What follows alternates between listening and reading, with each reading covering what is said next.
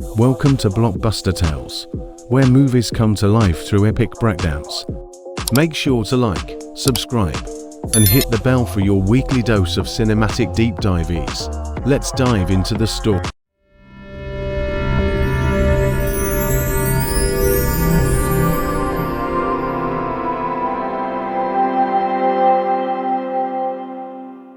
Squid Game Season 3 begins after cancelling his flight to the US. Ji-eun makes a bold choice. He decides to take down the Squid Game organization from the inside. His red hair represents his transformation. With no one to trust, Ji-eun contacts Song Gi-hun, the former cop who secretly survived. The two unite again, sharing a mission: expose the system. Ji-eun volunteers to re-enter the game as a player, while Jun-ho sneaks in posing as a masked staff member. They both begin a dangerous journey against a system built to kill. Ji-eun is taken to a new Squid Game facility, massive, high-tech, and colder than before. He wakes up with 99 other players, all desperate for a way out. Among them is Hannah, a street-smart woman with sharp instincts, Dae-young, a comics soldier, and Mina, a teenage genius with a mysterious past. The front man announces the start of the Red Phase, a deadlier, secret version of the games played only once every decade. The rules are simple: no mercy, no votes to stop, only one survivor. The first game is musical execution. Chairs are arranged in a circle. When the music stops, players scramble to sit. The last 5 standing are shot instantly by drones. The violence shocks everyone into submission. Ji-eun, remembering his past, reacts faster than most. Dae-young saves Hannah from elimination. The guards remove the bodies like nothing happened. Players begin forming alliances. Meanwhile, Jun-ho secretly records everything from the inside, trying to transmit evidence to the outside world, but every attempt fails. At night, food is limited. The guards announce that if players want more, they'll have to take it from others. A riot breaks out. Fights erupt in the dark, and 2 players die in the chaos. Ji-eun protects Mina, and the 4 bond tighter. Dae-young warns that this phase is designed to strip away humanity early on. Meanwhile, Jun-ho sees that the VIPs are watching every interaction, making baits not just on wins, but who breaks down. First, the second game, Bloodstep, has players walk across color-coded pressure plates. Only one color in each row is safe, others trigger spikes from the floor. Groups must decide who tests the path. One player sacrifices herself so others can learn the pattern. Ji-eun's group survives using logic and memory. Several teams fail and are executed. Jun-ho locates an encrypted server with player files and begins copying it. He learns that some players are secretly selected for experimental testing. Ji-eun starts suspecting one of the guards is not who they seem. A masked female guard keeps making small mistakes like favoring certain players or hesitating during punishments. Ji-eun later corners her and realizes she's Ji-eun-nam's granddaughter. She reveals she's secretly trying to sabotage the games from within, haunted by her family's legacy. She warns Ji-eun the Red Phase isn't just for money, it's a cover for mind control trials on select players. Game 3 is Terror Tunnel. Players crawl through a black tunnel full of pressure plates, traps, and loud hallucinations. The objective is simple: get out in 10 minutes, but the psychological stress breaks people down. Dae-young disarms a trap and leads his team through. Ji-eun comforts a player having a panic attack, risking his life to save her. They escape, but 10 players are lost inside. The game is brutal and terrifying. Jun-ho sneaks deeper into the control center and discovers files labeled Global Expansion. Night brings a new twist. Players are told they can earn protection by betraying a teammate. Many begin lying, turning on each other. Mina is nearly set up, but Ji-eun defends her. Hannah beats up a traitor who tried to steal her ID badge. Ji-eun sneaks medical supplies to injured players, but one guard spots her. Jun-ho helps her hide, but time is running out. The VIPs arrive in person, this time global elites from Europe, America, and Asia. The fourth game is Chain of Fate. Players are randomly chained in pairs and forced to balance on separate beams. If one falls or jumps, both die. Some plead for cooperation, while others immediately try to pull their partner down.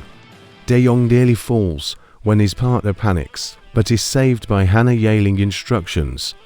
Mina tricks her partner by pretending to cry, gaining his trust before shoving him off. She feels guilty, but survives. Only 30 players remain. The masked VIPs now demand more control. They want direct interaction with players, offering deals betray a friend for immunity. Ji-hun refuses, but others accept. Fracturing teams, Hana is offered a deal to kill Ji-hun, but declines. The front man becomes concerned with loyalty inside the facility. He orders purges among staff, and Jun-ho barely avoids exposure. Ji-eun begs him to leak the files soon, as the final games will erase all evidence. But the system keeps blocking Jun-ho's transmission. Game 5 is frozen rope. Players must cross a chasm using a suspended rope that gradually freezes and shrinks. Falling means death. Ji-hun leads his team across one by one, with Dae-young helping push Mina over the edge. Dae-young sacrifices himself, letting go of the rope to save her. His final words to Ji-hun: "Finish this, the rest watch helplessly." The front man celebrates his death as a top-rated moment. Jun-ho finishes copying the VIP list and plans his exit. Only 14 players remain. The facility descends into paranoia. Ji-hun loses sleep. Mina begins emotionally detaching. Hana starts writing goodbye notes in her notebook. Jun-ho sets an explosive in the control server, planning a blackout. Ji-eun helps him override security. Meanwhile, Ji-hun discovers a hidden room where past winners were brainwashed into becoming future guards or recruiters. He finds a photo of himself flagged as next generation leader. He panics. Are they grooming him to take over? That night, Jun-ho triggers the blackout. Chaos breaks out. Lights go out, doors unlock, and cameras shut down. Ji-eun sneaks out, leading a group of players into the staff hallway. Ji-hun joins her, but Hana is wounded during the escape. The group makes it to a staging room, discovering hidden files, old masks, and the first player registry from decades ago. It reveals the games date back to 1982. One name shocks Ji-hun, his father. Before they can escape, the lights come back on. Armed guards flood the hallway. Only 5 players are recaptured: Ji-hun, Mina, Hana, and 2 others. Ji-eun is captured, but pretends to be a loyal guard again. Jun-ho escapes through a maintenance tunnel, chased by 2 enforcers. As the final game nears, the remaining players are offered a choice: compete or die now. Everyone chooses to play. Ji-hun glares at the front man. This time, he won't play by their rules. The final game is a new variant of Squid Game, played on a rotating platform with moving hazards. Mina and Hana team up. The other 2 players form their own alliance.